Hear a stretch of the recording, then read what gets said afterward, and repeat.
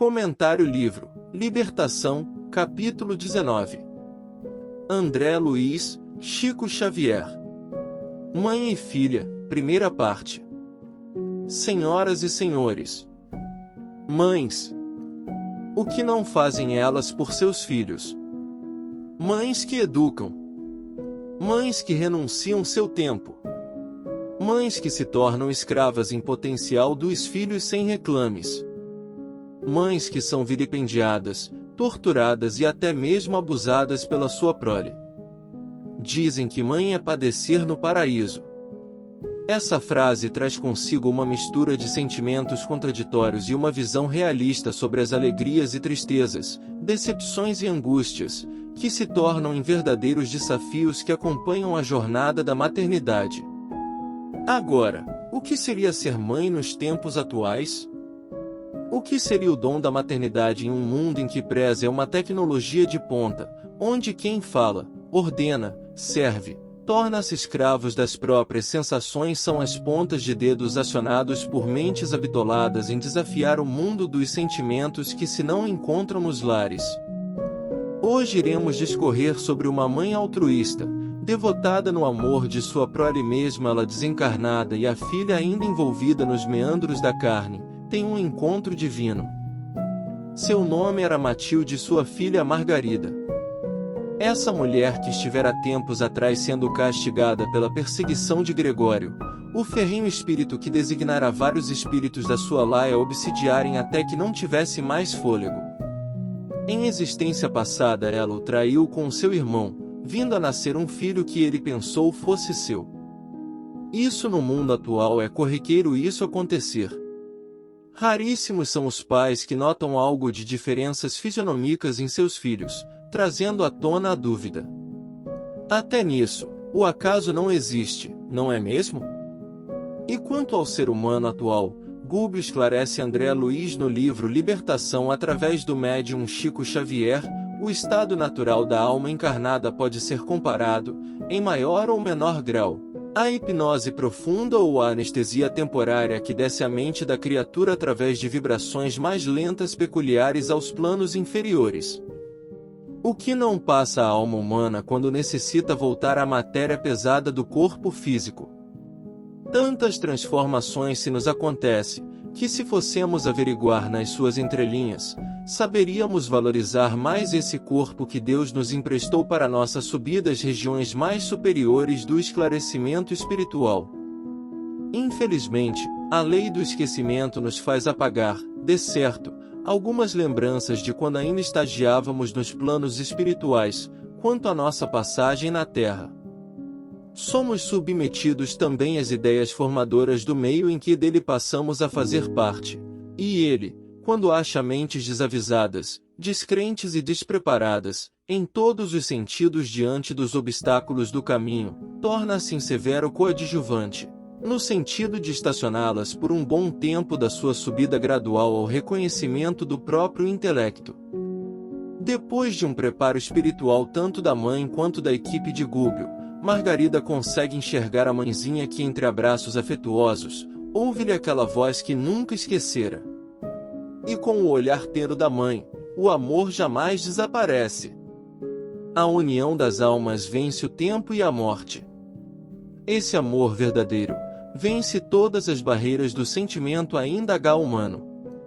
Agora, esse amor em que iludimos em tê-lo quando na terra, como respaldo às paixões rasteiras, faz com que alimentemos nossos jogos sentimentais onde sempre quem ganha, será aquele que vence pelo fluir das palavras arquitetadas nos instintos sem controle. Difícil nos é ainda acreditar que a morte acaba tão somente com o corpo físico. Difícil, sim, acreditar que algo sobrevive além dele.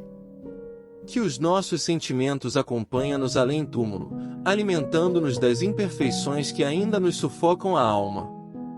As religiões, em si, deveriam procurar preocupar-se com o lado espiritual dos seus fiéis, para que, quando chegar a hora da grande viagem, não ficarem a ver navios e da não concretização do céu prometido por representantes que se dignam portar-se como representantes de Deus na terra. Em Continuando ela, nossas aspirações e esperanças se confundem, quais pontos de luz, nas trevas da separação. É o que mais acontece. E essa confusão se dá nos dois planos da vida. Os familiares que pensam não verem mais aqueles a quem tanto amou, como também os familiares que desencarnam não lembrarem que deixou corações enlutados na terra. Difícil para nós ainda trocarmos o adeus pelo até breve, pois ainda não desenvolvemos órgãos espirituais para que sintamos em nós essa verdade inaudita. Várias e várias barreiras, tanto religiosas quanto pessoais, se nos tornam, a vida em si, em um quebra de braço entre a realidade e a descrença.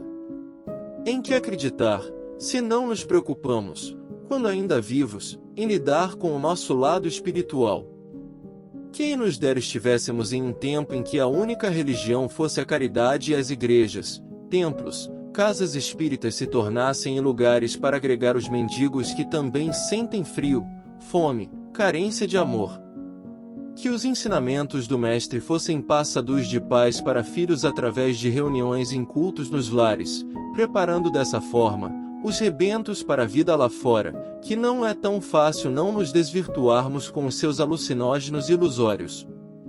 Não nos preocuparíamos mais com dogmas, rituais, estatutos e adorações, porque estaríamos tão compenetrados no praticar a solidariedade que, esse tipo de preocupação, seria em águas passadas. Como disse tão bem a mãe devotada, viver no corpo terrestre, entendendo os deveres divinos que nos cabem, não é tão fácil, ante a glória infinita que em companhia dele podemos recolher. Vários egos se nos perseguirão nossos passos no sentido de saldar dívidas antigas que não foram saldadas em outras existências. E sem a devida vigilância e oração, caem em terra grandes sonhos arquitetados por sentimentos que só desejam o bem, porém, sem praticá-los. A sanha do homem no mundo está mais ligado à sua árvore genealógica do que representar o Criador nos genes que nos é próprio. O egoísmo ainda regurgita nos lares. O orgulho é passado de geração a geração. E o bem a ser praticado? As lições do Mestre orquestradas pelas mãos da caridade? O quanto ainda conviveremos com a indiferença entre irmãos? Qual a importância dos templos, igrejas, casas espíritas superlotados, ouvindo a palavra do Cristo e cantando louvores ao Senhor se à frente dessas instituições moradores de rua não são vistos e, na hora H do nosso testemunho, fazemos iguais a Pedro negando-o não 3 vezes, mas 70 vezes 7 vezes, ou como Judas que pelo menos o remorso levou ao suicídio. E quanto a nós? Somos quais leprosos morais, onde sempre pedimos assistência divina, mas quando ela se nos aparece de um outro modo mais sutil, resmungamos, indecorosos, porque essa assistência não veio do jeito que quereríamos que fosse. Pessimista? Ácido? Louco? Para muitos, sim, mas se não errássemos tanto, não estaria eu, um simples neófito do Senhor, a dizer essas coisas, que na verdade, a carapuça sempre nos serve perfeitamente às nossas cabeças. Como sempre falo aqui o que podemos observar até então, religião nenhuma salvará alguém se no nosso próprio lar ainda é dominado pelo incêndio das nossas mais profundas represálias, onde os pais se calam ante a espiritualidade dos seus filhos. Por causa de uma tecnologia escravagista, a mãe e o pai não se encontram preparados para si mesmos, quanto mais para a educação dos filhos que, muitas vezes, os jogam para os braços dos avós, das babás, das escolas. O sentimento religioso está saturado de ilusões, não se sentindo satisfeitos tão somente do ajoelhar e cruzar os dedos num sentimento esquálido e frio. Algo mais sublime existe ante tudo isso. Se deseja saber qual seria esse antídoto, aguardemos a continuidade desse timar. Comigo, meu caro leitor amigo. Continua.